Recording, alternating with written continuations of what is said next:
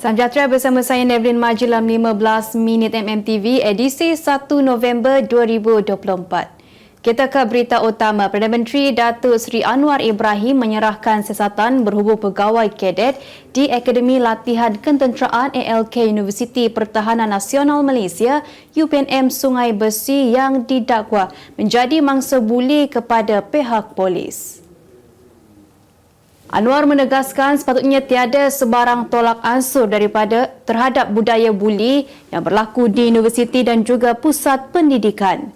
Tambahnya guru besar, pengetua, naib chancellor, pengetua kolej juga perlu bertanggungjawab dalam menghentikan budaya buruk ini kerana terlalu banyak aduan diterima. Beliau demikian ketika ditemui pemberita selepas selesai majlis temu Anwar di UPNM hari ini.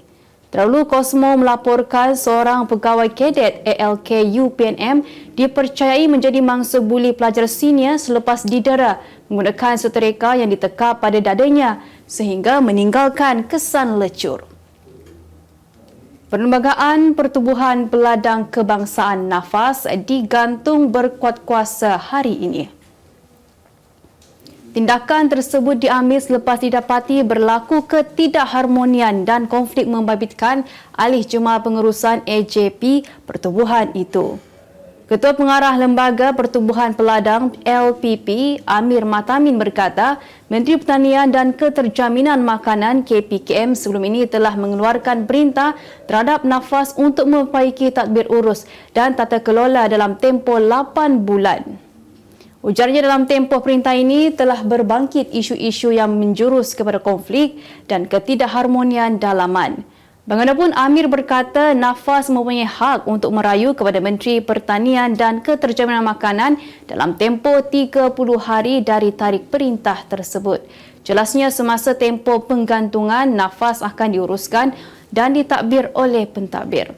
Amir menjelaskan AJP NAFAS tidak dipecat namun perlu menyerahkan kuasa sementara kepada pentadbir selama mana tempoh pergantungan berlangsung. Polis Diraja Malaysia PDRM akan bekerjasama dengan Suruhanjaya Komunikasi dan Multimedia MCMC berhubung kewujudan kumpulan yang menjalankan aktiviti penggantunan seksual kanak-kanak atau pedofilia di akaun media sosial. Ketua Polis Negara Tan Sri Razarudin Hussein berkata tindakan diambil melalui Unit Siasatan Jenayah Cyber Internet terhadap kanak-kanak Malaysia MICSC bahagian Siasatan Jenayah Seksual, Wanita dan Kanak-kanak di 11 dan Jabatan Siasatan Jenayah JSJ Bukit Aman. Pada 27 Oktober lalu, PDRM mengesahkan telah menjalankan siasatan mengenai dakwaan kewujudan kumpulan yang menjalankan aktiviti penggantunan seksual kanak-kanak di akaun media sosial. Sebelum ini, Menteri Komunikasi Fahmi Fazil mengesahkan MCMC ada menerima aduan mengenai kewujudan kumpulan terbabit dan Suruhanjaya itu sedang bekerjasama dengan Meta bagi siasatan lanjut. Semua pihak diminta menghormati langkah kerajaan bagi menggumbal rang undang-undang RUU Mufti Wilayah Persekutuan dalam usaha mengangkat martabat dan kedudukan institusi mufti. Presiden Persatuan Pegawai Syariah Malaysia PPSM Abu Sufyan Abu Aziz berkata langkah penggumbalan RUU itu sejajar dengan perkara 3 Perlembagaan Persekutuan dan akta yang berkuat kuasa di wilayah-wilayah persekutuan. Dalam hal ini, PPSM menolak sebarang desakan mana-mana pihak supaya Menteri di Jabatan Perdana Menteri Hal Ehwal Agama, Datuk Dr. Muhammad Naim Mokhtar dan Mufti Wilayah Persekutuan meletakkan jawatan hanya disebabkan perbezaan pendekatan ijtihad dan khilaf pandangan terhadap segelintir pihak dalam memuktamadkan isu ini. Sebelum ini, seorang ahli akademik di Universiti Islam Antarabangsa, Dr. Abu Hafiz Salihuddin menyarankan agar Muhammad Naim digantikan dengan tokoh lain bagi menangani isu kemelut RUU Mufti Wilayah Persekutuan 2024 dapat ditangani dengan lebih baik. Dalam pada itu, Abu Sufyan berkata RUU Mufti Wilayah Persekutuan dilakukan berdasarkan lunas undang-undang sedia ada seperti mana diperuntukkan dalam jadual ke-9 Senarai Negeri Perlembagaan Persekutuan. Semua itu, PPSA menasihati semua pihak segera menghentikan tindakan menghasut dan menanam kebencian umat Islam terhadap kedudukan menteri dan mufti wilayah persekutuan yang bertanggungjawab dan jelas sedang melaksanakan gagasan pelan transformasi Al-Falah dalam pentadbiran Islam Syariah dan pentadbiran hal ehwal Islam. Buat pembaca yang meminati cerita seram, anda boleh dapatkan koleksi kisah seram terbitan Utusan Malaysia dan Kosmo dengan harga berpatutan iaitu RM25 senaskah. Untuk pembelian, anda boleh melalui laman web shop.mediamulia.com.my sekarang.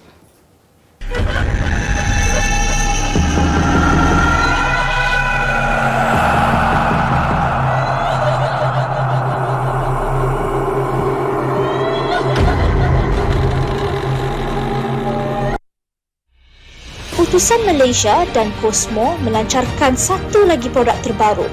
Apa yang ada dalam Iklaneka? Ia adalah platform yang tepat dan efektif untuk mengiklan antaranya pelbagai jenis notis, cautan kosong, hartanah, tender, kenderaan, mencari wali atau waris dan pelbagai lagi. Apa yang anda cari? Semuanya ada di sini. 2 dalam 1. Layari iklaneka.utusan.com.my. Peringatan kepada semua penunggang dan pemilik motosikal. Jabatan Pengangkutan Jalan JPJ Malaysia akan melaksanakan operasi khas motosikal tahun 2024 selama 2 bulan bermula hari ini di seluruh negara. Ketua Pengarah JPJ, Datuk Edi Fadli Ramli berkata penguatkuasaan sehingga hujung tahun ini bagi memastikan pematuhan undang-undang di bawah Akta Pengangkutan Jalan 1987, Akta 333 dan kaedah-kaedah di bawahnya. Tegasnya pelaksanaan ops khas motosikal ini adalah susulan statistik membimbangkan peningkatan tren kadar kemalangan dengan kematian secara bulanan direkodkan Polis Diraja Malaysia PDRM melibatkan motosikal adalah sebanyak 1,908 atau 70%. Beliau berkata 8 kesalahan utama yang difokuskan pihaknya melibatkan kesalahan tiada lesen memandu, tiada lesen kenderaan motor LKM atau tamat tempoh, tiada perlindungan insurans dan melanggar isyarat lalu lintas lampu merah. Selain itu, jelasnya membabitkan mengubah suai kenderaan ekstrim, tidak memakai topi keledar, lumba haram dan kesalahan lain teknikal. Saya sedar saya tidak ada standard kecantikan yang dimahukan di Malaysia, jadi saya perlu bekerja keras untuk tidak berasa insecure. Itu jawapan pelakon Siti Khadijah Halim yang tidak berselindung bahawa dirinya melakukan perubahan pada wajah untuk tampil lebih cantik. Menurut Siti, penampilannya kini yang dilihat semakin langsing itu kerana kurang yakin dengan fizikal yang agak berisi dalam drama bersiri From Saga With Love musim pertama. Tambah Siti, selain menjaga pemakanan dan bersukan, dia juga mengakui ada melakukan rawatan wajah untuk kelihatan lebih runcing. Dalam masa sama, pelakon drama Wanita Syurga itu juga tidak berselindung dengan berat badan terkininya yang sudah menyusut sebanyak 3 kilogram. Berita dunia, pemilik sebuah restoran di Cirebon wilayah Jawa Barat diserang sekumpulan ahli Persatuan Peniaga kerana menjual makanan pada harga terlalu murah. Berdasarkan sebuah video tular, pemilik restoran makanan Padang itu diserbu beberapa pemilik restoran yang menjual makanan serupa. Difahamkan mereka merupakan penduduk asli Padang, wilayah Sumatera Barat, sedangkan pemilik restoran yang diserang dikatakan bukan berasal dari rantau tersebut. Ketua Polis Cirebon, Komisioner Besar Sumarni berkata mereka tidak berpuas hati dengan harga makanan yang dijual dan meminta pemilik premis berkenaan menaikkan harga menu. Restoran itu dikatakan menjual makanan dengan harga RM2.80 sepinggan. Sumarni berkata peniaga sepatutnya diberi kebebasan untuk menentukan harga dan pihak lain tidak boleh memaksa restoran lain menaikkan harga. Kebocoran paip menyebabkan air sisa kumbahan memancut keluar setinggi bangunan 10 tingkat di pinggir bandar Moskow semalam. Rakaman video menunjukkan air pancut berwarna keruh keluar dari paip yang terletak bersebelahan dengan sebuah tapak pembinaan di daerah Novaya Moskva dan kemudian menghujani kawasan tersebut. Seorang pengulas pro-Ukraine dan bekas penasihat Kementerian Dalam Negeri Ukraine, Anton Gerashenko, berkongsi video itu di media sosial dan secara berseluruh menggelar kejadian tersebut sebagai pertunjukan menjijikkan. Bagaimanapun, beberapa saluran di platform Telegram yang berpangkalan di Moskow berkata kejadian itu berkemungkinan berpunca daripada air bertekanan tinggi. Gazprom, syarikat tenaga Rusia, memberitahu bahawa ia adalah cara udara dibersihkan untuk bahagian baharu saluran paip gas serta keadaannya normal dan dipantau oleh pakar. Kemas kini pengetahuan anda tentang isu ekonomi dan pasaran. Merangkumi sektor hartanah, perniagaan, keuangan, komoditi, IKS, halal niaga dan dunia korporat. Sentiasa ikuti perkembangan ekonomi semasa di dalam dan luar negara. Semua informasi terkini hanya di hujung jari. Dapatkan edisi ringgit setiap Isnin hanya di Akhbar Utusan Malaysia.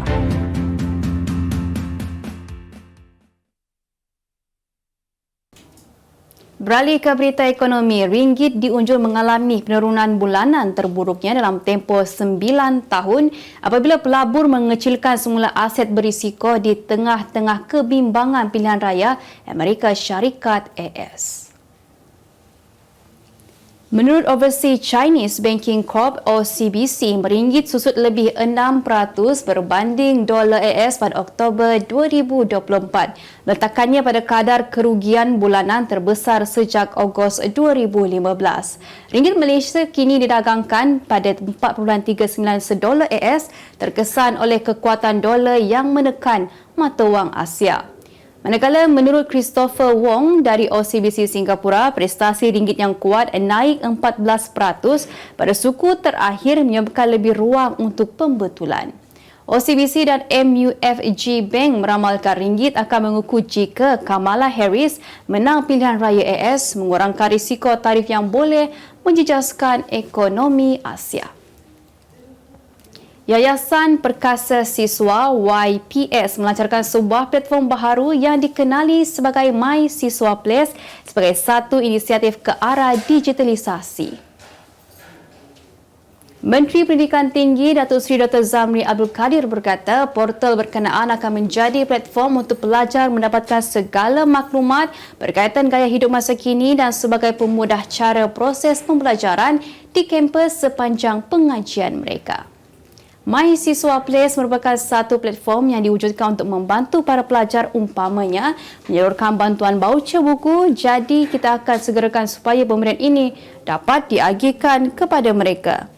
Portal berkenaan juga bakal menjadi pusat sehenti bagi mahasiswa untuk mendapatkan pelbagai bantuan dan geran daripada YPS secara online yang mana yang akan meningkatkan lagi tahap kecekapan pengurusan penyaluran sumbangan kepada mahasiswa yang berkeperluan sepanjang pengajian di kampus.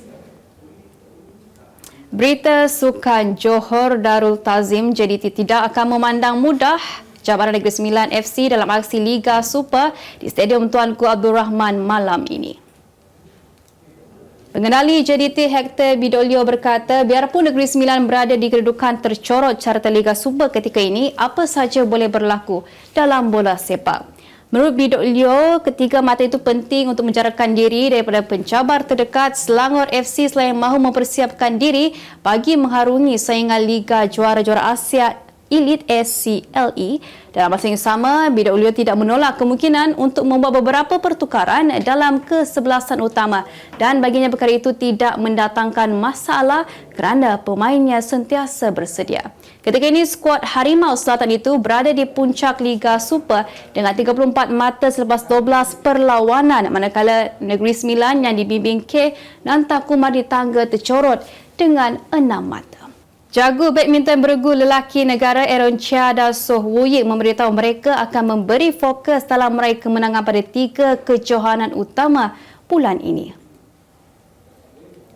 Menurutnya, kejohanan itu adalah saingan Korea Masters dari 5 hingga 10 November, Kumamoto Masters di Jepun dari 12 hingga 17 November dan China Masters dari 19 hingga 24 November. Selain membolehkan mereka memperkukuhkan kedudukan kemenangan pada kejohanan ini juga akan melayakkan mereka ke jelajah dunia akhir WTF di Hangzhou, China. Aaron berkata 3 kejohanan itu menjadi sasaran utama selepas Wu Yik pulih sepenuhnya daripada kecederaan jari kaki kanan yang dialami sewaktu beraksi di Sukan Olimpik Paris 2024. Sebagai penutup 15 minit MMTV hari ini, saksikan laporan cuaca esok Sabtu 2 November 2024. Jangan lupa dapatkan akhbar Tusan Malaysia dan Kosmo untuk berita-berita terkini dan menyeluruh. Sekian sahaja daripada saya, Nevin Majil. Salam sejahtera dan selamat berhujung minggu.